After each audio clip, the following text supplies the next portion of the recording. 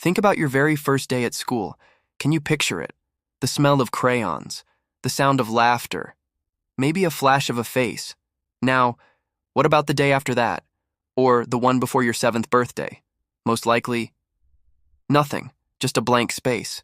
We live our lives collecting experiences, yet most of them simply vanish. So, why does our brain forget the very life it's trying to live? Well, it turns out that forgetting isn't a bug in our mental software, it's actually a critical feature. Let's dive into the fascinating science of why our minds let go. Your brain is like a vast ocean of memories, but only a few precious islands of recollection ever rise to the surface. Most of what we experience sinks back into the depths, and this isn't accidental. Scientists call this phenomenon the forgetting curve. On average, a person forgets up to 70% of new information within just a few days. This might sound inefficient, but it's a brilliant survival strategy. Back in the late 1800s, a psychologist named Hermann Ebbinghaus conducted a groundbreaking experiment on himself. He memorized long lists of nonsense syllables, like wuchs, zoff, and geige, and then tracked how quickly he forgot them. He discovered something profound. Forgetting happens fastest right after learning something new and then slows down over time. This isn't a failure of our memory, it's an active process. Our brains are constantly filtering out noise to keep only what truly matters. Just imagine for a moment if you remembered every single detail of your life, every conversation, every face in a crowd, every meal you've ever eaten. Your mind would be completely overwhelmed, drowning in a sea of trivial data. You wouldn't be able to focus, make decisions, or even form a coherent thought. Forgetting is the brain's way of decluttering, making space for new learning and clear thinking. It's not about losing information. It's about prioritizing it. So, how does our brain decide what to keep and what to toss? To understand that, we need to look at how memories are built in the first place. Memories aren't like static files stored neatly on a hard drive. They are living, dynamic patterns of neural connections that are constantly being rewritten. Every time you recall a memory, you're not just replaying a recording. You're actively reconstructing it from scratch.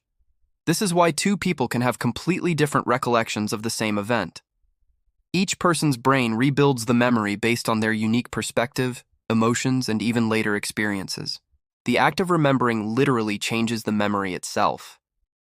On a biological level, memories are stored in networks of neurons called engrams. These networks are strengthened by chemical messengers like dopamine and glutamate. But here's the key. If these neural connections aren't reinforced, they naturally weaken and fade over time.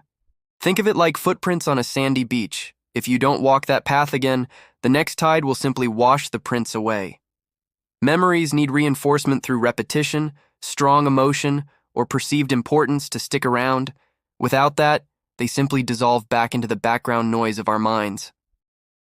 This brings us to a crucial question. Why do some memories stay with us forever? We all have them, those crystal clear moments that feel like they happened yesterday, whether it was a first heartbreak, the melody of a special song, or a single meaningful glance. The secret ingredient is emotion. Emotion is the superglue of memory. When we experience something that deeply moves us, whether it's joy, fear, or sadness, a part of our brain called the amygdala springs into action. The amygdala is our brain's emotional core, and it sends a powerful signal to the hippocampus, the region responsible for forming long-term memories. This signal essentially screams, "Pay attention! This is important! Save this!" That emotional tag ensures the memory is encoded with high priority, making it more robust and resistant to fading. This is why a particular smell or a piece of music can suddenly transport you years back in time. It's not magic. It's a powerful chemical and neurological process. Our memories aren't just a chronological record of events, they are a landscape sculpted by our feelings. So, when we look at it this way, perhaps forgetting isn't a flaw at all. Maybe it's one of the most beautiful and necessary functions of the human mind. Think of it as your brain acting as a master storyteller, constantly editing the narrative of your life. It trims away the mundane, the irrelevant, and the excess detail, leaving behind only the moments that truly define who you are. The lessons learned, the love felt, the challenges overcome. We forget to survive, to prevent our minds from being buried under an avalanche of useless information. But perhaps we also forget in order to heal. Forgetting allows us to move forward without being chained to the full, crushing weight of our past. It gives us the space to forgive, to let go, and to grow. If we remembered everything, we might just be stuck in a loop, endlessly reliving past mistakes and pains.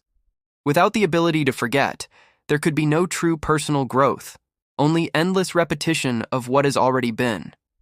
Forgetting is what allows the story to continue. So the next time you find a memory fading, don't think of it as something you've lost. Instead, picture it as a drop of water returning to the ocean of your mind. It's not gone forever. It has simply rejoined the vast, mysterious, and ever-changing sea that is your consciousness. It has made way for new experiences, new thoughts, and new versions of yourself. Because being human isn't just about the act of remembering. It's also about the profound and necessary act of forgetting. It's the dance between the two that makes us who we are. Thank you so much for watching. If this video gave you a new perspective on your own mind, please give it a thumbs up and consider subscribing for more journeys into the amazing world of science and self-discovery. We'd love to have you as part of our community. See you in the next one.